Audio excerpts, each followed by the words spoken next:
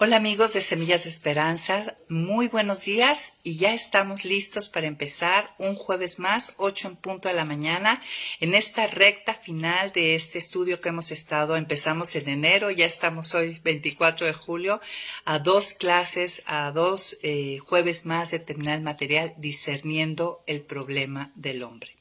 Y ahorita hemos estado en estas últimas clases, en la cuarta y última parte de este manual, de este material de estudio, que se tituló esta cuarta parte, El juicio de Dios para el pecador.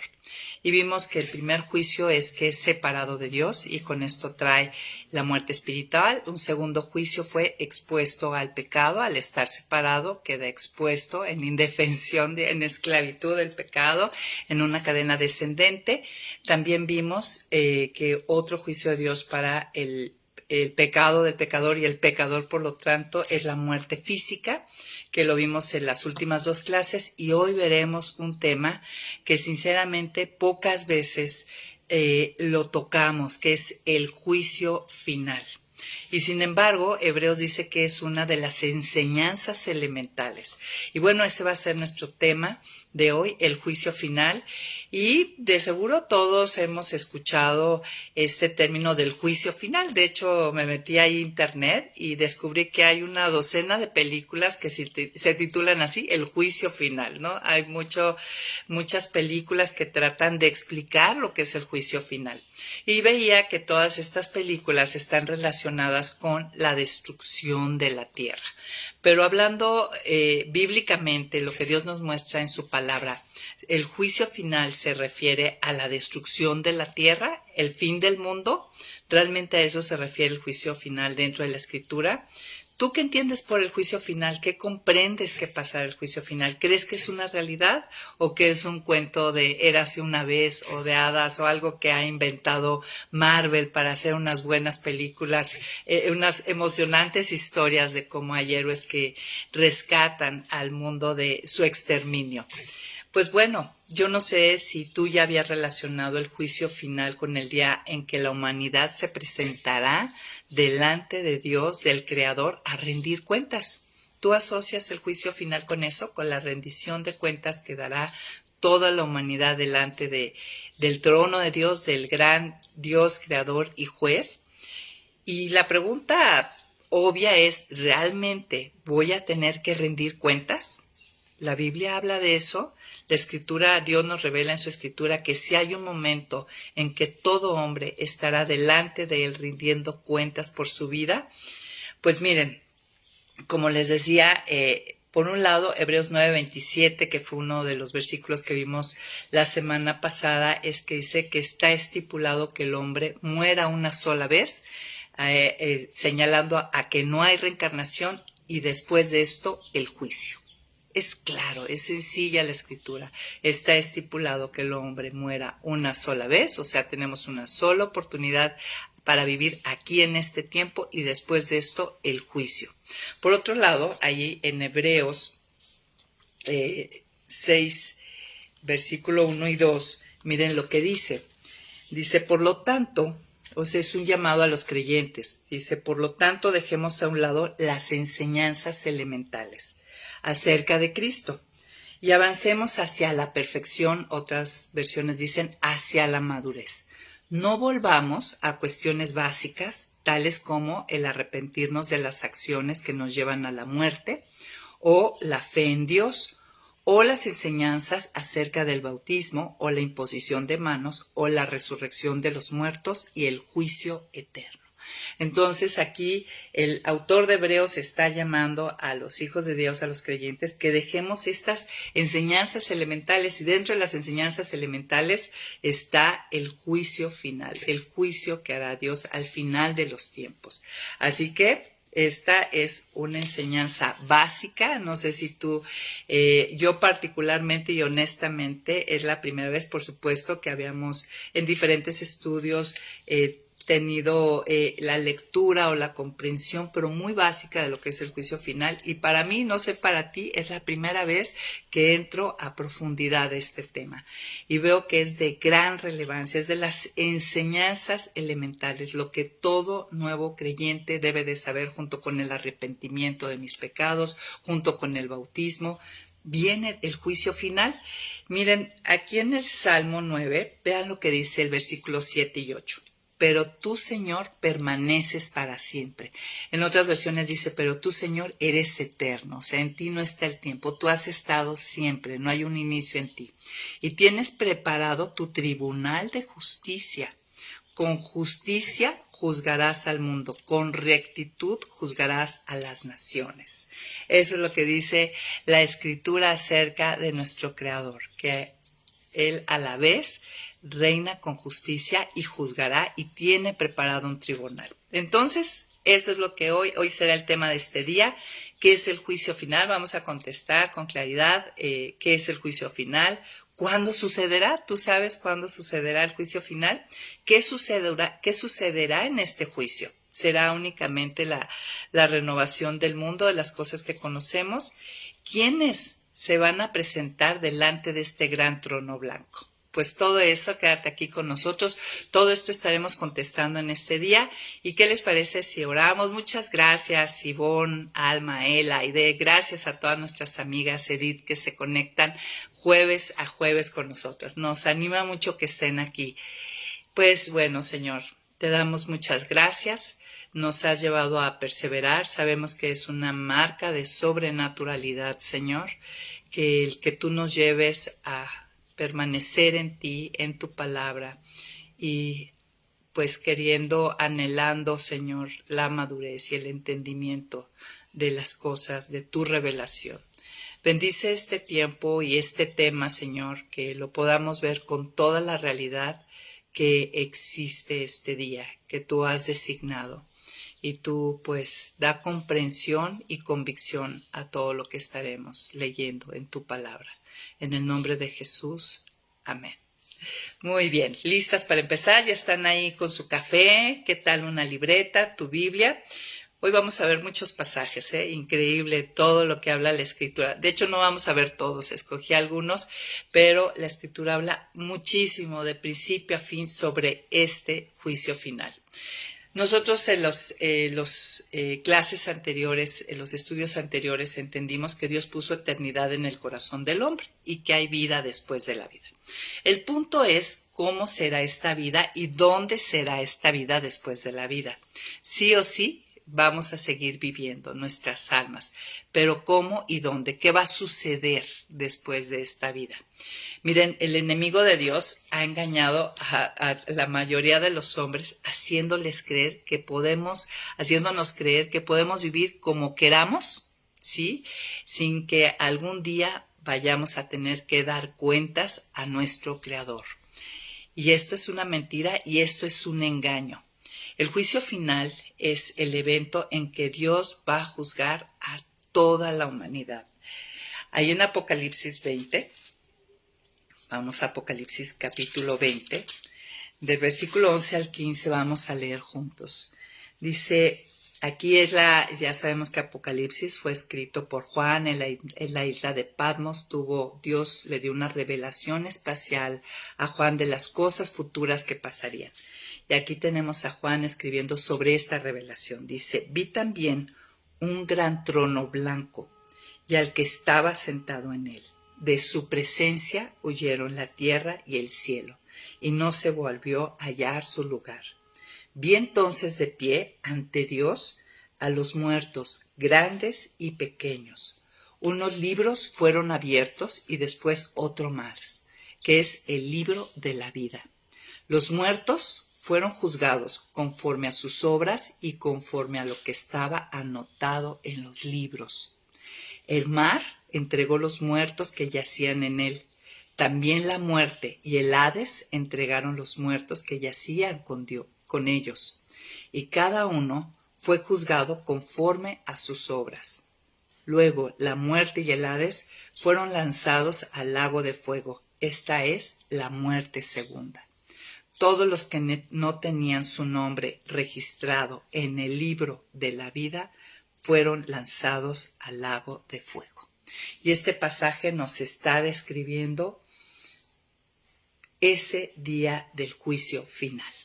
Tal cual, hay un trono blanco donde está sentado el juzgar a la humanidad.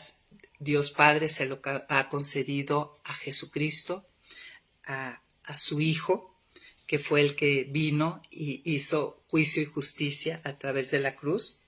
Y delante de Dios dice que estaban en pie todos los muertos. El día del juicio final, todos los que hayan muerto sin su fe en la obra de Cristo serán resucitados, ¿sí? Serán resucitados, y dice que serán también los que están en el paraíso, los que murieron en la esperanza y en la fe de la obra de Cristo. Todos serán resucitados el día del juicio final. Y en cuanto a los que no creyeron, serán abiertos los libros, 2 libros. Los libros donde están registrados las acciones, los pensamientos, las intenciones y las obras de omisión de toda la humanidad que no puso su confianza en Cristo, y conforme a ello va a ser juzgada. Es lo que nos está diciendo.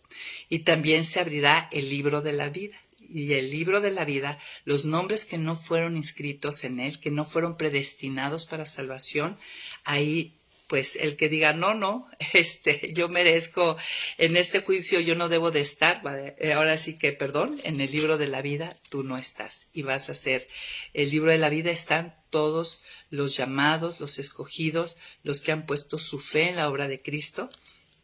Y todo el que no está ahí, entonces tendrá que justificarse delante de Dios a través de sus hechos. Y como les decía, de sus acciones, de sus pensamientos, de sus motivaciones, de incluso al que sabe hacer lo bueno y no lo hace, le es pecado, esos pecados de omisión.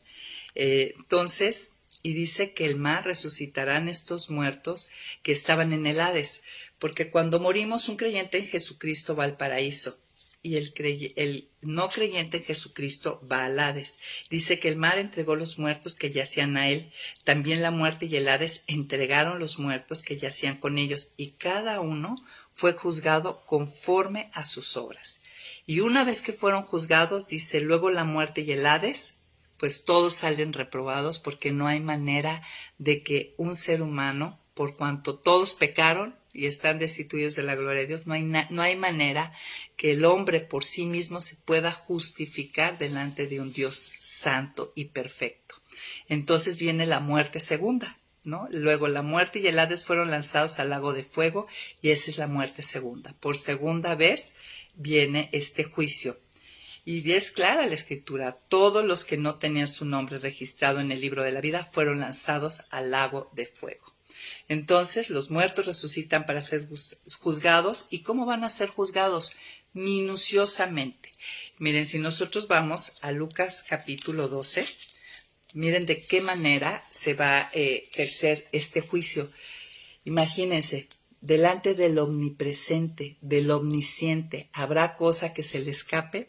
Cuando sean juzgados los no creyentes en Jesucristo, dice, y también sabemos que los creyentes en Jesucristo iremos al tribunal de Cristo, y también ahí será evaluada toda obra. Dice, aquí Jesús dice, mientras tanto la gente se había reunido por millares, era tal la multitud que se atropellaban unos con otros. Jesús comenzó entonces a hablar, y en primer término les dijo a sus discípulos, cuídense de la levadura de los fariseos, que es la hipocresía. Y eso nos lo dice a nosotros. Cuidémonos de la hipocresía. ¿Por qué? Porque no hay nada encubierto que no haya de ser manifestado, ni nada oculto que no haya de saberse. Por tanto, todo lo que ustedes digan en la oscuridad se oirá a plena luz, y lo que ustedes musiten en la alcoba se dará a conocer desde las azoteas. Delante de Dios todo está al descubierto, tanto la vida del creyente como del no creyente. Miren, en Eclesiastés 12, que era uno de los versículos que leíamos la semana pasada, en el versículo 14 dice, en el cierre de la reflexión de Salomón acerca de disertar de las cosas de esta vida, dice, por lo demás, Dios habrá de juzgar toda obra, buena o mala, junto con toda acción encubierta. Es decir, delante de Dios no vamos a poder encubrir absolutamente nada, ¿no? Ni el creyente ni el no creyente. Y vamos, como les decía, el creyente irá al tribunal de Cristo, donde todas las obras serán pasadas por fuego, y heno y hojarasca serán quemados, y quedará oro, plata y piedras preciosas, ¿no? Las cosas que se hicieron con las motivaciones correctas. Y recordemos, la motivación correcta es glorificar a Dios. Esa es la motivación correcta de todo lo que haga el Hijo de Dios.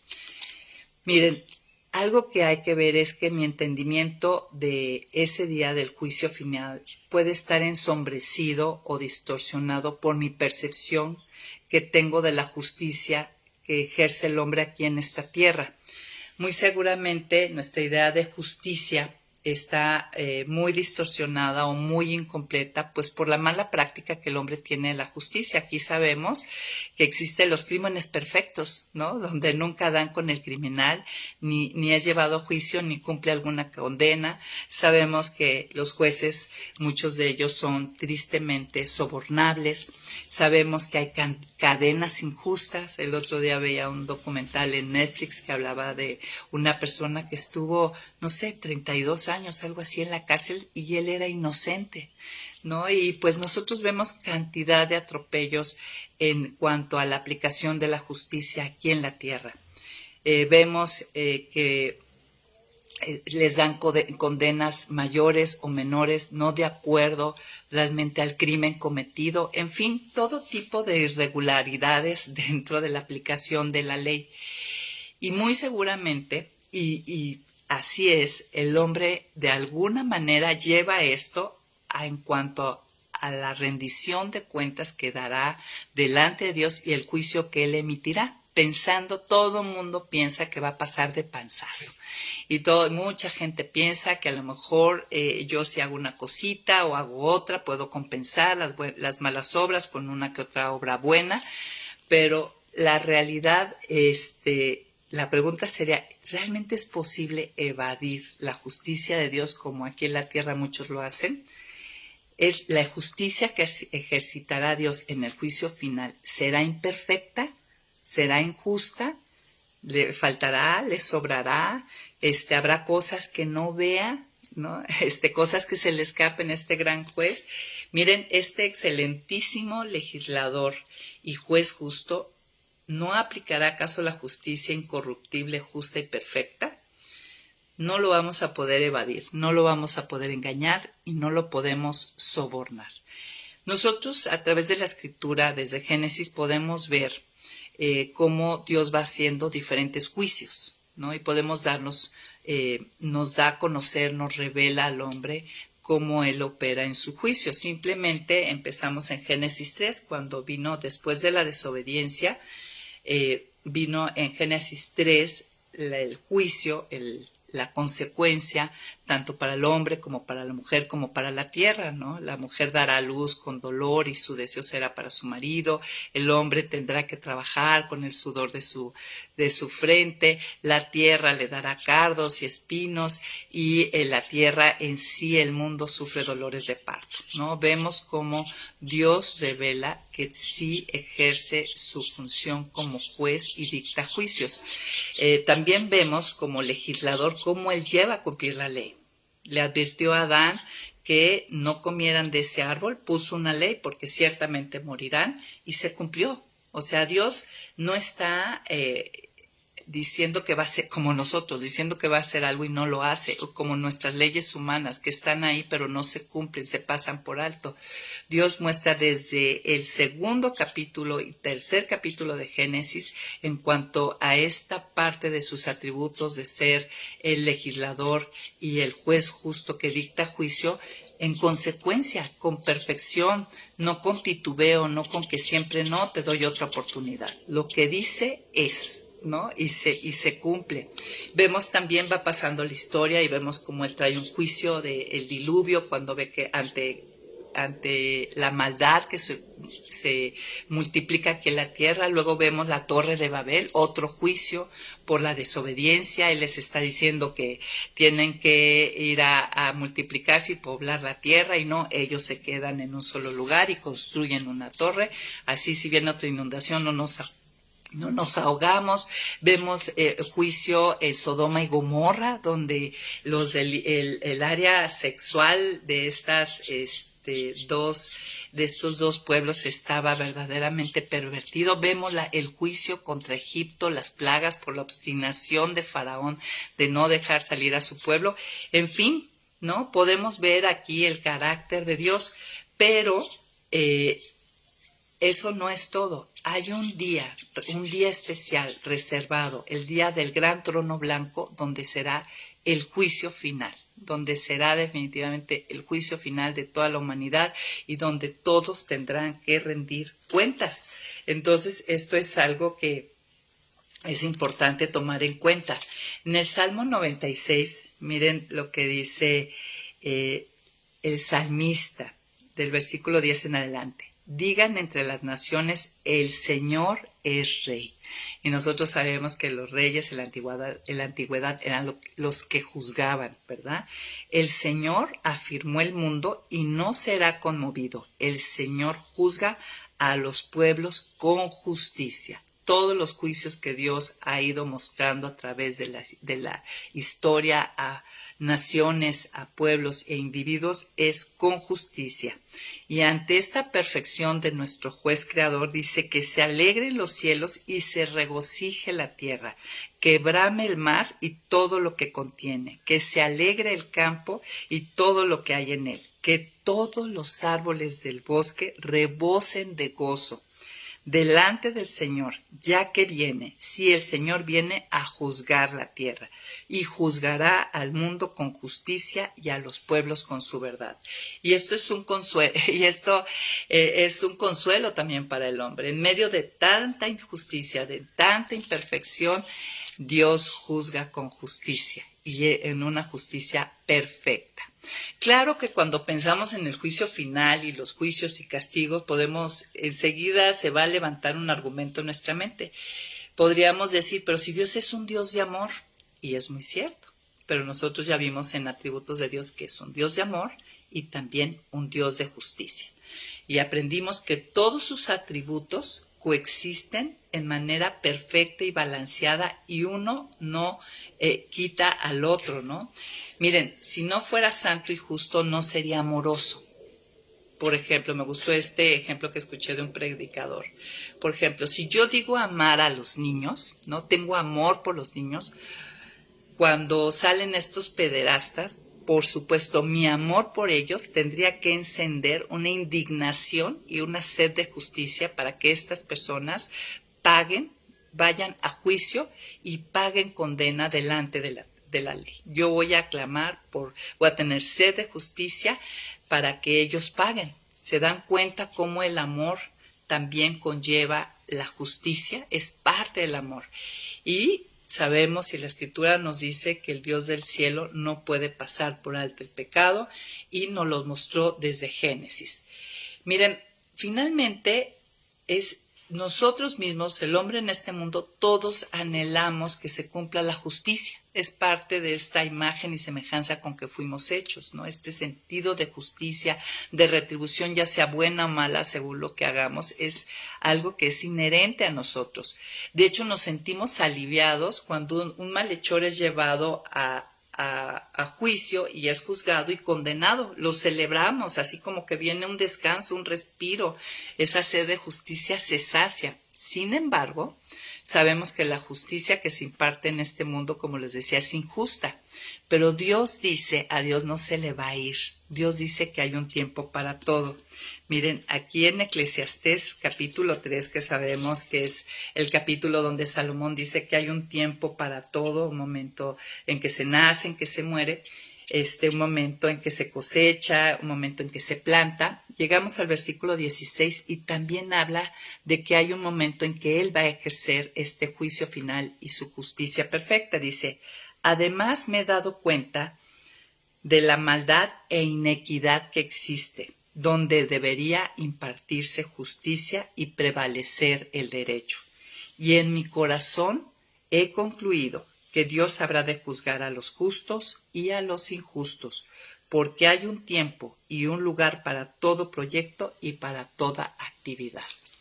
Entonces aquí Salomón, el hombre más sabio que dio Dios a este mundo, concluye a través de su disertación que hay un tiempo, que no nos preocupemos, y esto pues tiene ya una aplicación práctica. Muchos de nosotros hemos sufrido injusticias y a veces que estamos enojados, amargados, hasta distanciados con Dios porque queremos ver que corra sangre en esos detractores que nos han lastimado a nosotros o a los nuestros, pero podemos estar tranquilos y como dice Romanos, mía es la venganza, dice el Señor, dice que no nos venguemos por nuestra propia mano. Dios tiene un día, puede ser en este tiempo, como lo ha mostrado a través de la historia en individuos donde trae juicios, y además del juicio que pueda haber aquí en este tiempo que sería temporal, viene el momento del gran trono blanco, donde todo será juzgado, toda obra, como les decía, y se dictará sentencia no temporal, sino eterna. Miren, finalmente, si este mundo no terminara en un juicio donde todo mundo reciba en verdad lo que merece, ya sea castigo o retribución, la vida aquí, decía, escuchaba a un predicador, decía, ser una broma muy pesada. Dice, nuestra necesidad de justicia nunca sería saciada, porque lo cierto es que aquí en el mundo hay muchas injusticias que se cometen todos los días a nivel micro y a nivel macro, ¿no? Están desde los grandes detractores de la humanidad que han llevado a naciones a genocidios y han hecho terribles maldades al mundo y a los hombres, y que no recibieron en este tiempo lo que merecían. Nosotros podemos ver, pues, obviamente del siglo pasado, lo que fue todo el abuso a los judíos, todos estos holocaustos. Sabemos que hombres sí fueron llevados a la corte, pero hubo hombres que se escaparon, se fueron a Argentina, se esfumaron y nunca en este tiempo recibieron la retribución que merecían. Pero ¿qué crees? Hay un gran trono blanco donde habrán de comparecer él y toda la humanidad. Así que en este sentido nos puede ayudar a realmente a no vengarnos, sino dejar la ira en las manos de Dios. Él se encargará. Miren, el hombre anhela, ¿sí?, la justicia contra las faltas que se cometen contra otros o contra nosotros mismos, ¿no? Y como les decía, en este tiempo no se van a cumplir necesariamente, pero está este día estipulado y es el día del juicio final. Ahora, en cuanto a que nos gusta, esto que estoy hablando a todos nos suena lógico y nos gusta. Donde ya nos puede brincar es pensar que Dios tiene ese día y dará retribución, habrá un juicio y habrá un castigo eterno. Pero imagínate una nación con leyes perfectas, incomparables, justas, balanceadas, bien pensadas, sabias, y que cuando fueran violadas no pasara nada, o sea, que no se cumpliera nada, ¿no? ¿Qué va a pasar con esa nación? Pues lo que pasa con muchas de nuestras naciones, la mayoría del mundo, ¿no? Cuando no se cumple, se ponen leyes y no se hacen cumplir y se da la retribución, el justo juicio y castigo, pues es tierra de nadie, ¿no? Y Dios no va a ser un legislador que ponga leyes que finalmente no va a haber consecuencias por el quebrantamiento. Dios es el legislador por excelencia. Dio leyes perfectas, tanto internas como externas. Sabemos que Dios puso sus leyes en las tablas de nuestro corazón. También tenemos la ley externa, aquí tenemos la escritura. Y si no hubiera un juicio final, entonces sus leyes, ¿para qué las legisló? No servirían de nada. Él es el juez de la tierra, como dice la Escritura. Y me gustaría ir a Jeremías, como aquí viene en Jeremías 25, versículo 31, dice, el estruendo de mi voz se oirá hasta lo último de la tierra. Porque yo, el Señor, he entablado un juicio contra las naciones. Yo soy el juez de la humanidad entera y dejaré que la espada acabe con los malvados. La Escritura no esconde, Dios no esconde la realidad de que Él imparte justicia, juicio y justicia. Ahora, el juicio final de los creyentes como los no creyentes, ¿cuándo va a suceder? Pues va a suceder en la segunda venida de Cristo, en donde se va a inaugurar el estado eterno, los cielos y la tierra nueva. Miren, acompáñame a Mateo 25, capítulo 25, y vamos a leer del 31 al 33 y otros versículos que leeré salteadamente. Dice, cuando el Hijo del Hombre venga en su gloria, refiriéndose a la segunda venida, y todos los santos ángeles con él, se sentará en su trono de gloria, en este gran trono blanco, y todas las naciones serán reunidas ante él. Entonces él apartará unos de los otros, como aparta el pastor las ovejas de los cabritos. Pondrá las ovejas a la derecha y los cabritos a su izquierda. Entonces el rey dirá a los de su derecha, vengan benditos de mi Padre, hereden el reino preparado para ustedes desde la fundación del mundo, ¿no? A los que fueron elegidos, llamados para ser justificados. Y por otro, el versículo 41 dice, entonces dirá también a los de la izquierda, apártense de mí, malditos, vayan al fuego eterno, preparado para el diablo y sus ángeles. Finalmente el versículo 46 aparece, entonces estos irán al castigo eterno y los justos irán a vida eterna. Hablando de este momento de la segunda venida de Cristo, donde en su regreso en la parusia será el juicio final. En segunda de Pedro, capítulo 3, a partir del versículo 7, hace referencia también a esto. Dice, pero esta misma palabra ha reservado los cielos y la tierra que ahora existen. Los ha guardado para el fuego en el día del juicio y de la destrucción de los hombres perversos. Ahora, dándoles un poquito contexto, aquí Pedro está hablando de que hay algunos que están diciendo, bueno, ya pasó tiempo y están preguntando, por ejemplo, en el versículo 4, ¿qué pasó con la promesa de su venida? ¿No? Están como un poco burlones. A ver, dijo que iba a venir por segunda vez, pero yo no veo claro. Y entonces Pedro les está contestando a todos esos que están cuestionando esa segunda venida y ese juicio final. Dice, vuelvo a leer el versículo 7, pero esta misma palabra ha reservado los cielos y la tierra que ahora existen. O sea, la palabra de Dios ha reservado ese juicio y ese tiempo final. Los ha guardado para el fuego en el día del juicio y de la destrucción de los hombres perversos.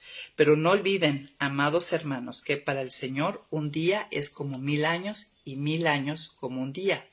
El Señor no se tarda para cumplir su promesa como algunos piensan, sino que nos tiene paciencia y no quiere que ninguno se pierda, sino que todos se vuelvan a Él.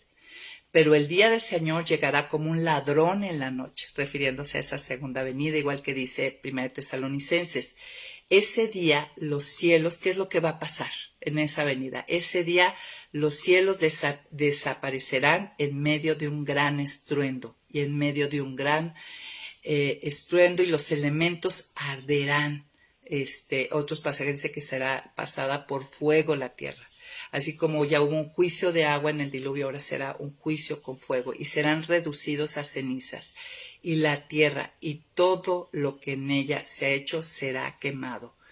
Puesto que todo será deshecho, ustedes deben vivir una vida santa y dedicada a Dios. O sea, ya que estamos siendo librados de ese juicio, debería de haber una respuesta ante eso. ¿Tú cómo respondes hasta eso? Ahorita que vamos entendiendo y viendo de qué estamos siendo librados, ¿cuál es la respuesta de nuestro corazón?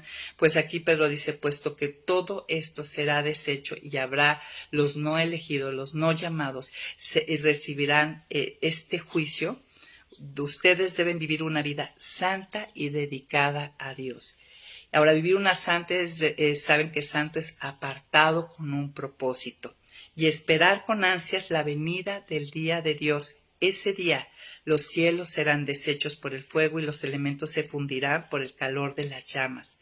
Pero según sus promesas, nosotros esperamos un cielo nuevo y una tierra nueva donde reinará la justicia.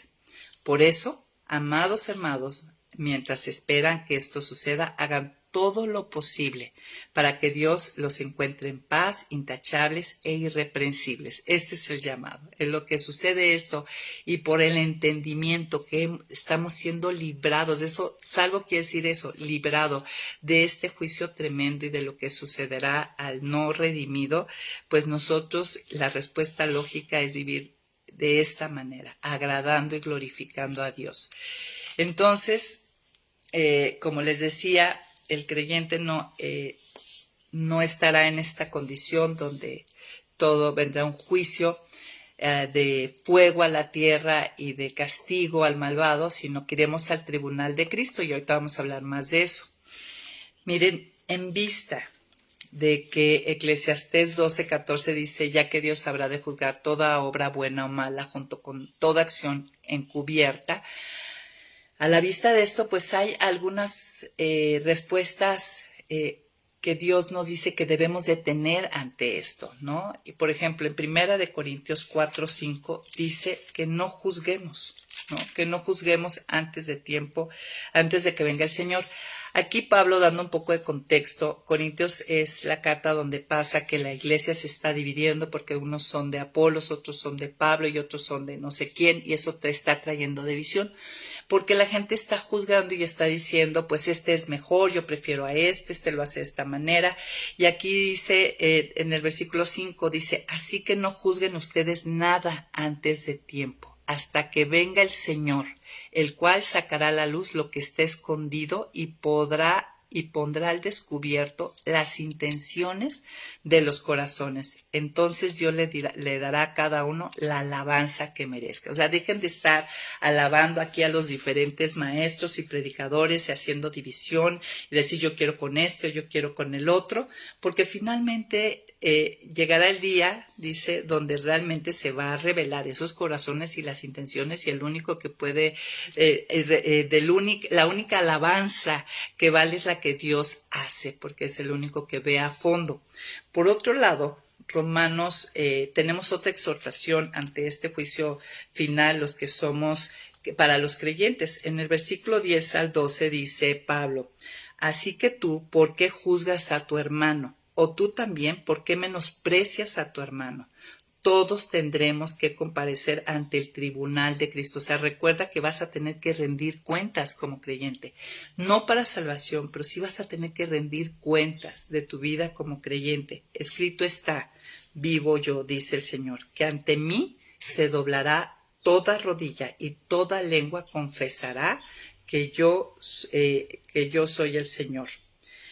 Así que cada uno de nosotros tendrá que rendir cuentas a Dios de sí mismo. Por tanto, no sigamos juzgándonos unos a otros. ¿A ti qué tal te va?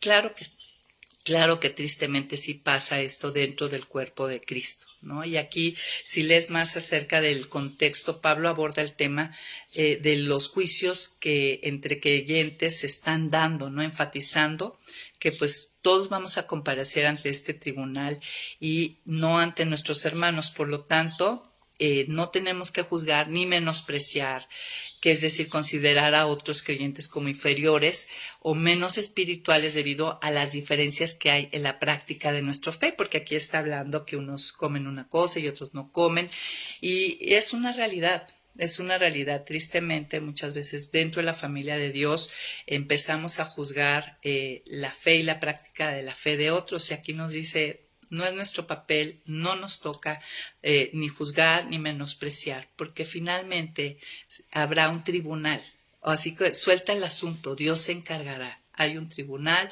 donde todos daremos cuenta y donde Dios sacará a la luz lo que hay realmente.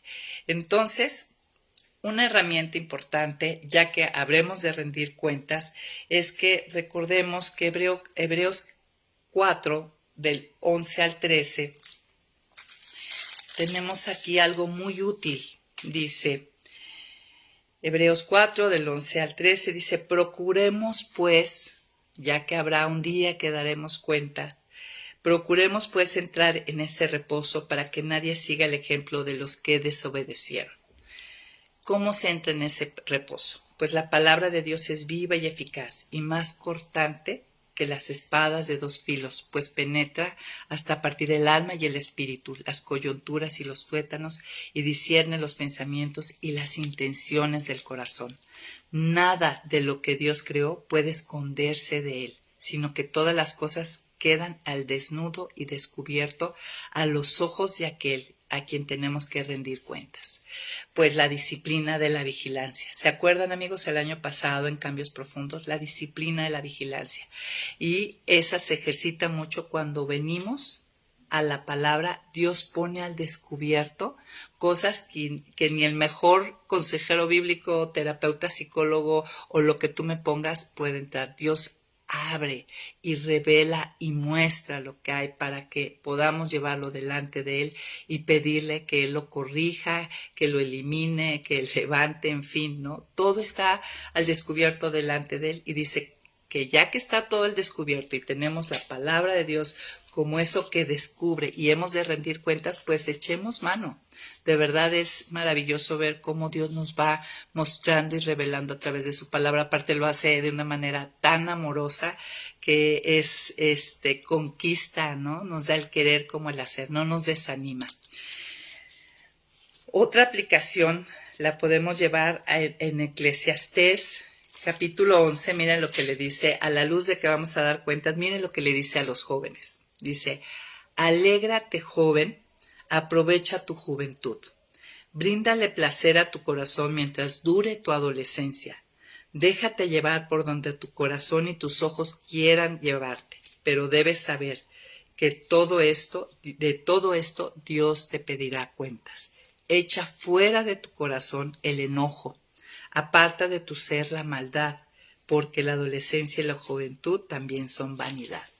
O sea, se refiere a disfruta la vida, y muchas de las que estamos aquí todavía estamos jóvenes, disfrutemos la vida, pero sobre todo se refiere a los jóvenes, disfruta la vida, todo. Dios realmente nos da un campo muy amplio de acción para disfrutar muchas cosas, pero simplemente tomemos en cuenta a la hora de elegir cómo disfrutar este tiempo, que daremos cuenta. No olvidemos eso, no, que daremos cuenta.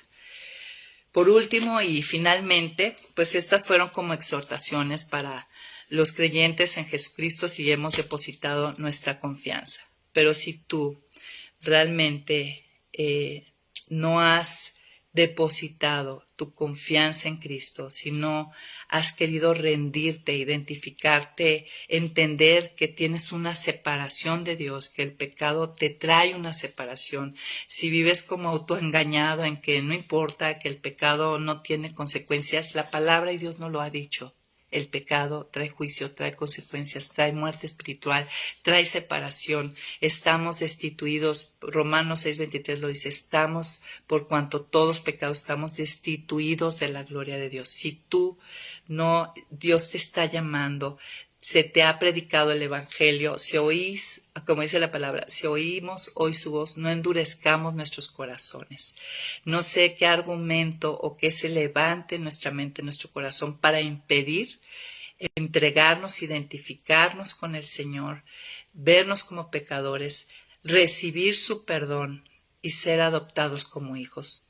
Todos los hijos, todos los que creemos, nos da potestad de ser hechos hijos de Dios y no compareceremos dentro del gran trono blanco para ser juzgados por todas nuestras obras. Nadie va a salir aprobado.